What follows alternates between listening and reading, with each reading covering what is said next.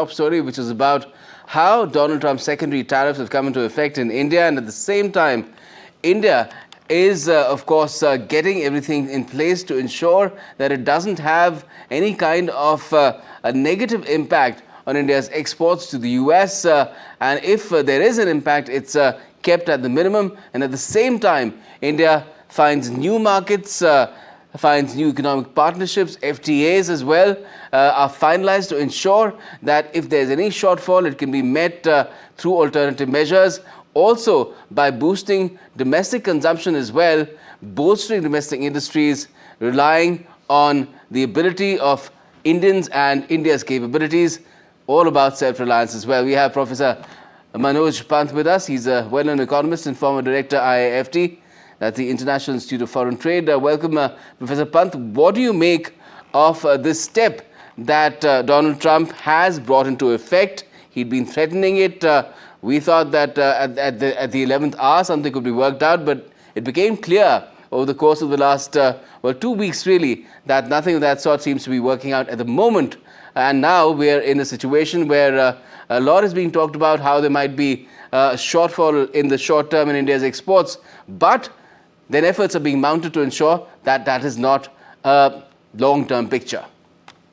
Okay, first of all, it was only the media which thought last minute there's something going to happen. It's not just about Trump, although India is a very specific issue. If you look at what James Greer has been writing, Jameson Greer, who is the trade representative, and if you look at what his economic advisor Peter Navarro has been saying since beginning of August, this Trump tariff policy, right or wrong is not the issue, completely ridiculous economics is there to stay. So first thing I can tell you, this 25% tariff and the 25% penalty is here to stay. It's not going to go. It has been very clearly made by Navarro that he needs some scapegoat for the Russian policy, why his Russian policy is failing, and he's also upset because he cannot say that he was the one who mediated on the India-US ending the India-Pakistan war. Now, having said that, that's here to stay. Be ready that at least for the next 1 year, traders are going to face this higher tariff of 25% on top of the earlier tariff. So remember, this is not just a new 25% tariff and 25% penalty. The 125 is the additional tariff, then the 25% which is sanctions penalty. So this is 50% additional to whatever tariffs there were before January 19. So let me give you an example. Let's say something like shirts, which India has made enormous inroads in the American market with retailers like Banana Republic and so on. The tariff now facing them will be close to over 60%. No industry in the world can compete with competitors at a 60% tariff. So as far as I'm concerned, for those who are affected, not all commodities are, let's say textiles, apparel and textiles, then you have, of course, gems and jewelry, you have leather goods like shoes. As far as they are concerned, this season is over now. They've already done their sales. That's why we had this huge jump in Indian exports last 3 months. But they've already made their sales for this year. What to do for next summer, that's the issue that comes. As far as we're concerned, it's all over this year. That's one. Some sectors, so as I can tell you, if these tariffs are not going to go away this year, they're not going to go away next year, at least if the present trend in American policy is continued. Now, whether the penalty will be withdrawn, that is a sanction of 25% next year, will depend really on how we work out things elsewhere. But the tariffs are a huge hit. Please don't underestimate the effect. You can call them bad, good, whatever. They are enormous. Some of these sectors like textiles, in some cases, the exposure to the US market is as much as 50 to 60% of the exports. So think of 60 or 50, 60% of their trade, or the exports are now facing a 60 plus % additional tariff. Yes, and these are labor intensive sectors, not just textiles. Not a small thing, yes. But also gems and jewelry, as well as even shrimp. To worry about quite seriously, yes. Yes. Now, we are putting things in place. There are already, we have certain FCAs which can be leveraged to the max further, and the government is already engaged in multiple levels of talks with as big economies as the European Union, but others too, to get other FTAs in place as well. Do you think that we can expect rapid progress on these fronts because of what's happened with the US? You see, this is not something entirely in the government of India's control. They can do what they can to limit the impact. The impact will be severe. And I'll tell you what will happen. In the near future, let's say next 1 year, it's unlikely that we'll quickly be able to shift all the sales to other countries. Establishing suppliers, establishing a chain in the retail, establishing retail chain takes time, doesn't happen overnight. I'll tell you what will happen. The bigger producers in most of the areas, particularly textiles and leather goods, will shift their production to many of the other countries because they already have links. They will probably get away by shifting to either Vietnam or Bangladesh or wherever. But it's the small producers who's linked to them in the Indian economy. He's the one you need to worry about at the moment. So at the short run policy in the long run is what do I do about the MSMEs? And I can suggest one thing.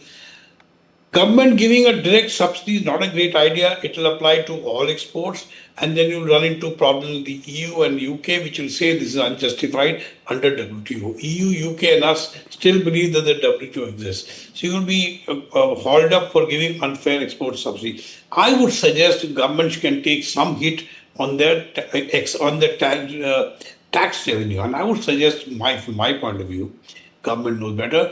The Prime Minister has already promised that. He's talked about the Diwali bonanza, and he's talked about GST 2.0, next generation GST reforms. I'm saying shift tariffs, shift textile for the moment to the lowest bucket, which is 5%.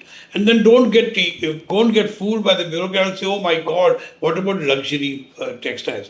Luxury textiles have an even greater impact on MSMEs than the others do, because they have larger margins, so they can pay more. A lot of them come in the cottage industries. If you talk about silk, it's under cottage industry. But so don't say silk by one company is okay, but if silk is being sold for marriages, this is a very stupid way of doing tariffs, taxes. So let the government thinking change a bit. Let them realize that in the next budget, they have to do specific, even if they can limit the losses to 50%, which is not this year, because I told you, this year the companies have already made their sales for the coming winter year.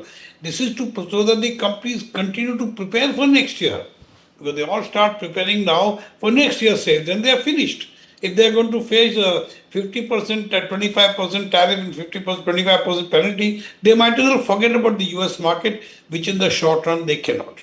So that's the first thing in the government. I would suggest take some hit on your indirect taxes. You have to get the states on board. The states must be willing, because they are where the people are. And the government has also been reducing direct taxes as well. We're talking about a new income tax bill too, which is on the annual now. So do you feel that it's a different issue? Increasing purchasing power could also be something that the government but that's not going to suddenly increase. Remember, these items which are being sold in the US markets are priced far out of the Indian market. Okay. That's up to the producers to figure out how much cut they can take. But let me give you a small example. An Indian shirt selling, let's say, in one of the biggest retailers in the US, that is called Banana Republic, a t-shirt can sell for about between $40 to $60 each season, which is huge, right? Yes. But what is the margin for the Indian producer to be all fair is only maybe 15%. Now, can he be willing to work with, let's say, a 5% margin and bring the price down the India market? That's what we have to see. That will determine, and I believe they will do it. So, can they come forward with reducing their margins? Can they then try to sell the Indian market and be prepared to shift to other markets? That's the second phase. How quickly can we line up these FTO? But remember the danger there. If you approach these FTAs with the EU and, I won't mention China at the moment, which is very important though, EU and UK, if you approach them right now on the ground, that look what's happened to the US, they will haul you the coal. They are not great friends either. Yes. They will extract their pound of flesh. Yes. So be clear that you are not doing this on rebound. Do it as you would normally do. My own feeling is all these countries need you for a simple reason. You have something which people often forget. And not just market, people. Yes. Think about this way. Who consumes? Only an individual. All that happens at the moment, the individual does the income. You can always give income to people, right? But you can't create people. If there's no one to consume, Correct. who to consume? So they will ultimately come to you. They will bring technology to you. Let them bring the technology to you, but don't make it feel as if you're going to. It's a compulsion for the US to do that as well. Let's talk about the flip side as well. Do you see a situation where it will become a compulsion for Donald Trump in a few months or maybe a year till the midterms perhaps, that he's forced to relook at his broader tariffs policy and not just Yes. But not secondary India. tariffs? Not India. As far as concerned, he couldn't care less. India tariff is symbolic. It shows them, look, see what I'm doing against Ukraine. I'm taking action, and frankly, we have been blame too by saying what a great, powerful country we are. We're not that powerful in terms of economics. Unfortunately, geopolitics today is about economics, not politics. So we are not going to make a difference to him. But within the US, I was there last month for some time, a lot of impacts are happening. Consumer goods are going up. Chicken from Mexico, pork from somewhere. This is what people understand, his own consumers understand. We have got to raise He up. slapped high tariffs on Brazil as well. Most of the beef comes from there. It's the highest exporter of Right. beef in So the world. but let me tell you, he will create exceptions. He's a smart guy. So I'm saying we must fight the battle with Trump inside India, not in India. No point telling government, what can the government of India do? Why did the government of India do this madness? Is there anything we did except buy oil which they told us to buy? And if India today withdraws from the Russian oil, I hope they don't, unless it makes sense economics wise, then the world oil market will crash and we'll be in trouble. The prices will double. Yes. So it's stupid. Indians should stick to their policy, but not think. I can suggest one thing, which is a very useful thing. I don't know, sure people have thought about it.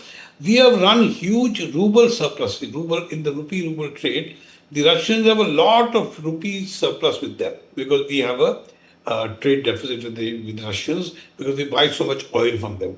Why not convince our companies to look for markets in Russia?